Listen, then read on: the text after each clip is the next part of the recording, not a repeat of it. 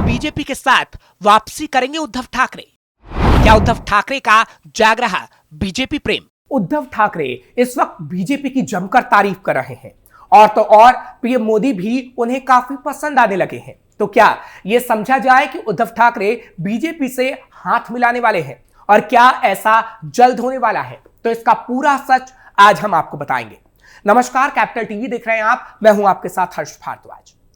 कुछ दिन पहले उद्धव ठाकरे ने अपने मुखपत्र सामना में महाराष्ट्र के मुख्यमंत्री देवेंद्र फडणवीस की जमकर तारीफ की थी और अब उनकी पार्टी के सांसद और प्रवक्ता संजय राउत ने राष्ट्रीय स्वयंसेवक संघ की प्रशंसा की है।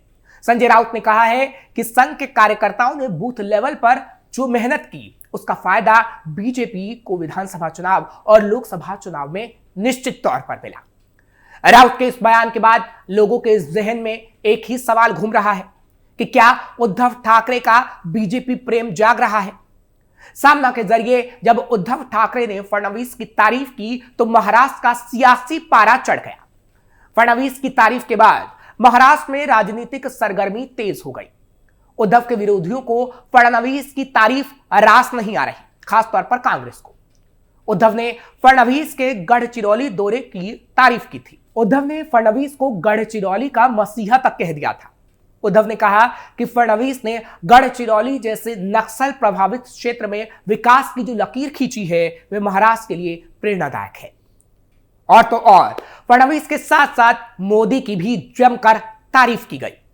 क्या सुधर सकते हैं उद्धव फडणवीस के संबंध? खबर यह भी है कि आदित्य ठाकरे महाराष्ट्र के सीएम देवेंद्र फडणवीस से मुलाकात करेंगे। अलग अलग मुद्दों पर यह मुलाकात है। इससे पहले भी वो कई बार मुलाकात कर चुके हैं। देवेंद्र फडणवीस के सीएम बनने के बाद आदित्य ठाकरे और देवेंद्र फडणवीस की ये तीसरी मुलाकात है। इसलिए संकेत भी हैं महाराष्ट्र में कॉरपोरेशन, नगर निगम और स्थानीय स्वराज संस्थाओं के चुनाव पास है और बीजेपी शिवसेना के बीच संबंध सुधरने की संभावना को नकारा नहीं जा सकता। सामना में फडणवीस की तारीफ उद्धव की एक रणनीतिक चाल है या महाराष्ट्र की राजनीति में किसी बड़े बदलाव का संकेत? ये तो आगे आने वाला वक्त ही बता पाएगा, मगर इसकी पूरी संभावना है कि महाराष्ट्र की राजनीति में कुछ तो दिलचस्प और बहुत कुछ बड़ा होने वाला है। उद्धव कर चुके हैं सावरकर को भारत रत्न देने की मांग। विधानसभा चुनाव में जहां मात खा चुके लोग नई रणनीति पर काम करने को बेचैन हैं, शिवसेना यूबीटी के प्रमुख उद्धव ठाकरे भी आजकल ऐसे ही संकेत दे रहे हैं, जिससे लगता है कि वो अपनी वर्तमान राजनीति पोजीशन को बदलना चाह रहे हैं और बीजेपी से हाथ मिलाना चाह रहे हैं। उनकी पार्टी के अंदर भी लगातार पुराने आक्रामक हिंदुत्व वाली राजनीति करने का दबाव बढ़ रहा है। ऐसा इसलिए भी कहा जा रहा है क्योंकि हाल ही में नागपुर में प्रेस कॉन्फ्रेंस करते हुए उद्धव ठाकरे ने बड़ी मांग कर दी थी। उन्होंने कहा था कि वीर सावरकर को भारत रत्न देना चाहिए। उन्होंने कहा कि कांग्रेस को सावरकर पर राजनीति करना बंद करना चाहिए। सावरकर ने देश के लिए योगदान दिया है और अब देश की जनता हमारी ओर देख रही है। क्या उद्धव फिर हिंदुत्व वाला कार्ड खेलना चाहते हैं? देखा जाए तो उद्धव ठाकरे अब विनायक दामोदर सावरकर को भारत रत्न देने की मांग करने का हक खो चुके हैं, क्योंकि जिस तरह उनके साथी दल सावरकर का मजाक उड़ाते हैं और वो एक बार के लिए अनौपचारिक तौर पर भी उन्हें मना नहीं करते। इससे ऐसा लगता है कि उन्होंने सावरकर के अपमान से समझौता कर लिया है। कांग्रेस नेता राहुल गांधी इतनी बार सावरकर को माफी वीर बोल चुके हैं, पर उद्धव ने कभी भी उनके बयान पर अपनी सफाई नहीं दी या कभी महाविकास आघाड़ी की बैठकों में यह कहकर भी उन्होंने अपनी ओर से विरोध नहीं प्रकट किया कि राहुल गांधी या कांग्रेस को सावरकर का अपमान नहीं करना चाहिए। उद्धव ठाकरे ने अगर मजबूती से अपनी बात रखी होती तो शायद जनता में उनके प्रति सम्मान भी बना रहता। महायुति में शामिल अजीत पवार ने डंके की चोट पर कहा कि उन्हें अपने प्रत्याशियों के लिए बीजेपी के बड़े नेताओं की सभाएं नहीं करनी चाहिए। इतना ही नहीं, पीएम मोदी के साथ अंतिम दौर के विधानसभा चुनाव में मंच शेयर करने से भी मना कर दिया।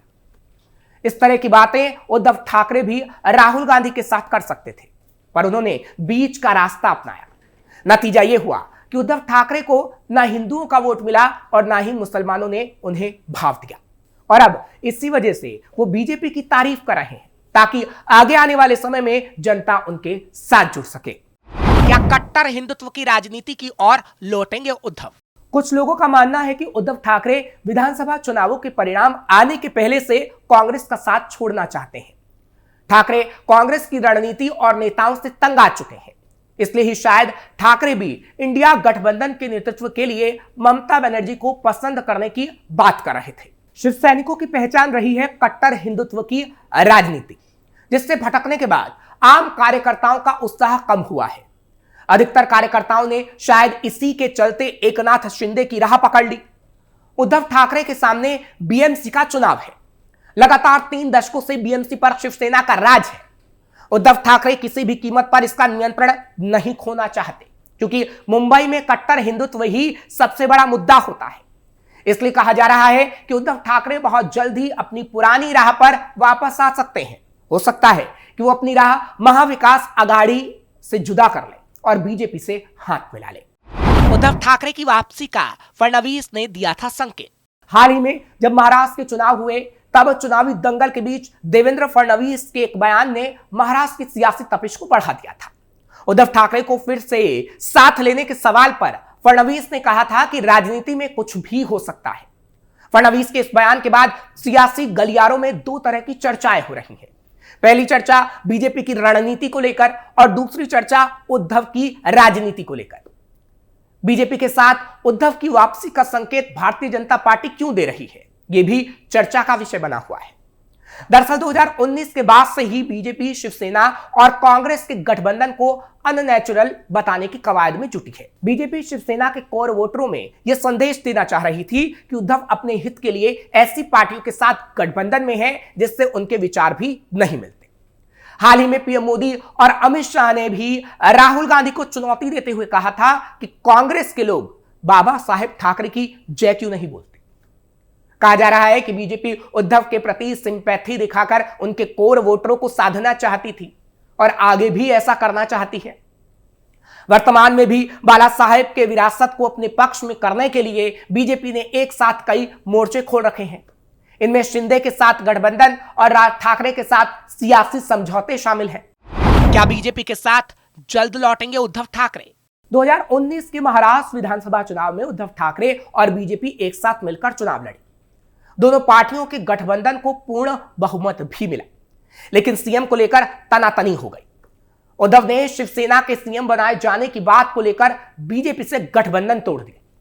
शरद पवार और कांग्रेस के साथ मिलकर उद्धव सरकार में शामिल हो गए।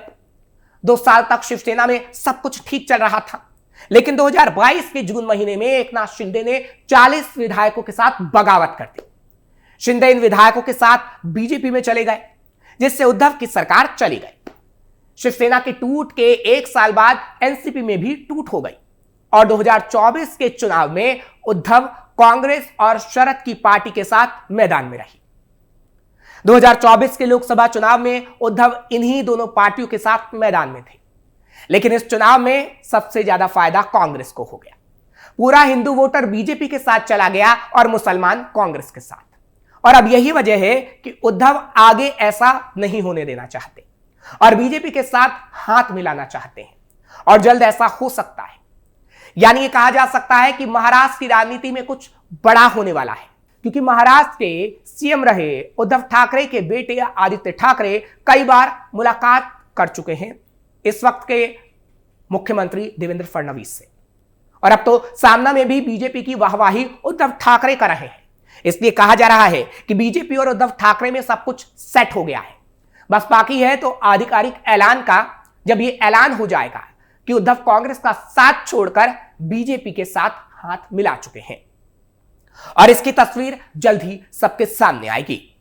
फिलहाल आपको खबर कैसी लगी कमेंट सेक्शन में जरूर बताएं। खबर को लाइक करें, हमारे चैनल को सब्सक्राइब जरूर करिए।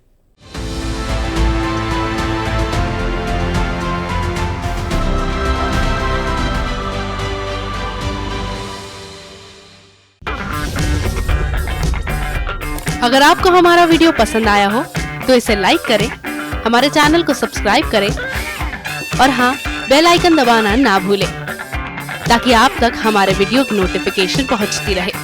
आप अपना सुझाव हमें कमेंट बॉक्स में दे सकते हैं। हमारे साथ जुड़ने के लिए शुक्रिया।